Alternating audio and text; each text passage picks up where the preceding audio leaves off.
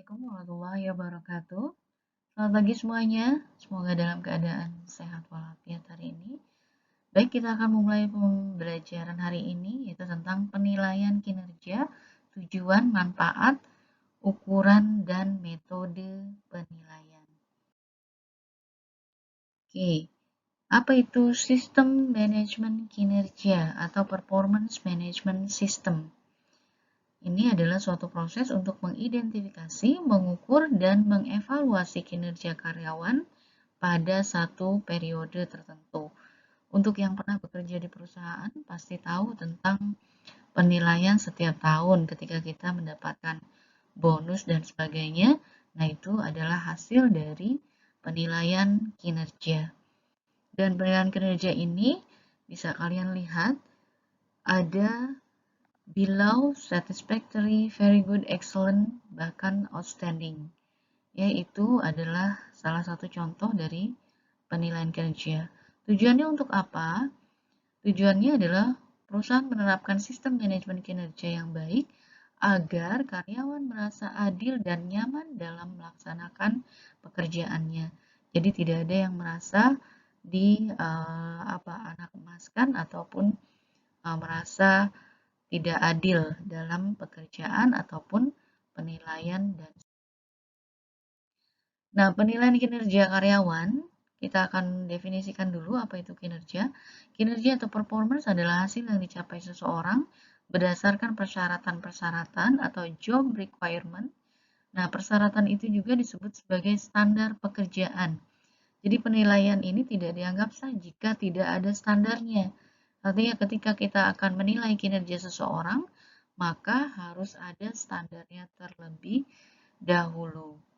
Dan penilaian kinerja ini adalah membandingkan hasil kerja karyawan dengan standar pekerjaan. Kemudian apakah seorang karyawan dikatakan memiliki kinerja yang baik jika menghasilkan produk 10 unit per hari atau bahkan 15 dan 20 unit per hari? Nah, ini nanti akan dijadikan sebagai tugas dan kalian jawab di tugas. Kemudian kita lihat matriks kinerja karyawan.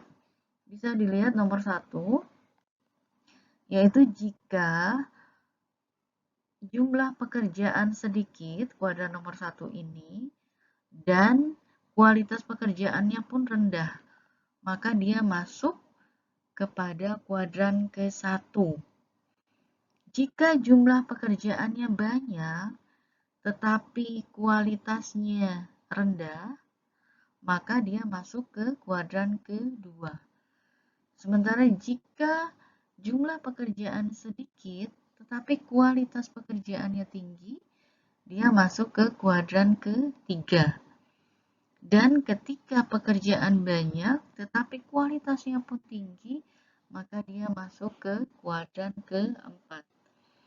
Nah, kinerja seseorang dapat dinilai berdasarkan jumlah pekerjaan yang diselesaikan dalam batas waktu tertentu. Nah, ini juga tugas. Jadi, kalian harus menjawab apa penyebab kinerja karyawan rendah. Kemudian yang kedua, apa yang harus dilakukan untuk kuadran ke-1? Dan apa yang harus dilakukan untuk kuadran 2 dan 3? Jadi ini dijawab dalam tugas yang akan saya berikan. Kemudian tujuan dan manfaat penilaian. Pertama adalah evaluasi antar individu dalam organisasi. Yang kedua, pengembangan diri setiap individu dalam organisasi. Yang ketiga, pemeliharaan sistem. Yang keempat adalah organisasi. Nah, bagaimana mengukur kinerja karyawan? Nah, mengukur kinerja karyawan bisa dilakukan pertama dilihat dari jumlah pekerjaannya, yang kedua kualitas pekerjaannya, yang ketiga ketepatan waktu, keempat kehadiran, dan yang kelima kemampuan bekerja sama. Jadi tidak betul ketika kinerja karyawan hanya dilihat berdasarkan absensi saja, misalnya nomor 4 ya. Hanya dari kehadiran saja itu tidak betul. Atau hanya dari kemampuan bekerja sama saja itu juga tidak betul. Kemudian kriteria pekerjaan. Ciri-ciri khusus suatu pekerjaan yang menjelaskan bagian dalam satu pekerjaan. Ada kriteria berdasarkan sifat, ada berdasarkan perilaku, ada juga kriteria berdasarkan skill. Nah, siapa yang bisa melakukan penilaian? Tidak hanya atasan yang bisa melakukan penilaian, tetapi karyawan itu sendiri pun bisa melakukan penilaian, rekan kerja, atasan atau supervisor, kemudian bawahan juga bisa, dan juga ada customer atau pelanggan. Jadi penilaian kinerja ini tidak hanya dilakukan oleh atasan saja, tetapi juga dari. Ya, ini ada beberapa metode penilaian kerja, ada metode penilaian yang mengacu pada norma, langsung ada ranking alternatif, kemudian ada distribusi paksaan, kemudian ada penilaian standar absolut dilihat dari skala. Kemudian ada metode kejadian-kejadian kritis. Contoh di sini kita punya satu list penilaian, misalnya di PT Pansis. Ini ada nama karyawan, kemudian bagiannya apa, nama penilainya siapa, dan periode penilaiannya kapan. Nah, ini kita lihat dari perilakunya, misalnya tentang penjualan produk.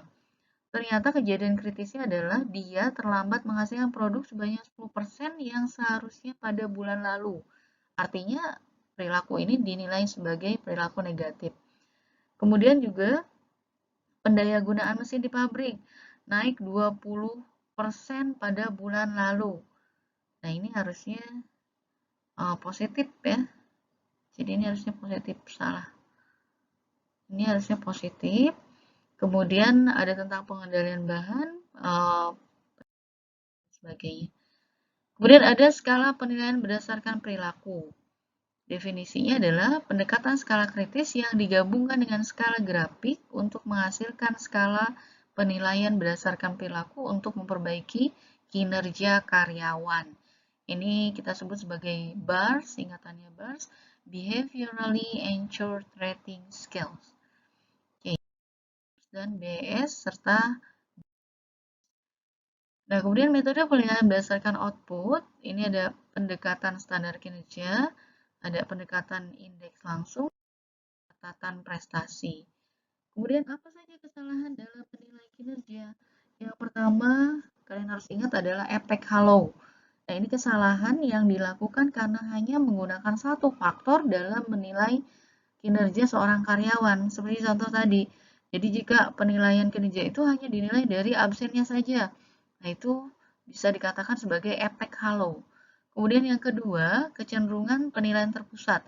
Jadi kesalahan yang dilakukan karena memberikan angka rata-rata dalam menilai kinerja karyawan. Yang ketiga adalah bias, terlalu lunak atau terlalu keras. Ini kesalahan yang dilakukan karena menilai sangat baik atau sangat jelek. Jadi tidak ada yang pekerjaan yang sangat baik atau sangat jelek. Kemudian pengaruh kesan terakhir. Nah, ini kesalahan yang dilakukan karena penilai hanya melakukan penilaian pada peristiwa terakhir yang dilakukan karyawan. Jadi karena kesalahan satu, ya, sementara pekerjaan yang baiknya sebetulnya banyak, tapi karena kesalahan satu saja maka dinilainya jelek. Nah, ini pengaruh kesan terakhir disebut kesalahan menilai kinerja. Kemudian ada prasangka pribadi. Nah, ini yang tidak boleh karena ini subjektif. Kemudian juga kesalahan kontras. Ini kesalahan yang dilakukan karena membandingkan kinerja karyawan dengan karyawan lain. Jadi tidak boleh seperti itu. Tetapi penilaian kerja ini harus berdasarkan standar kinerja, bukan orang lain. Ingat ya, bukan orang lain. Kemudian kesalahan serupa dengan saya.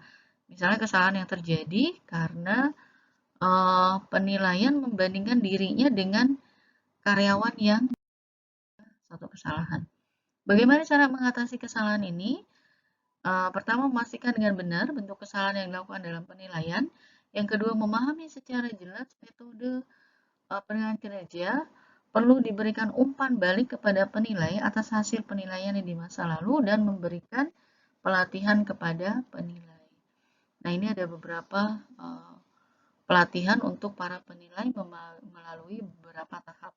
Jadi yang menilai pun harus belajar dulu ya, tidak hanya asal menjadi atasan kemudian dia langsung bisa menilai.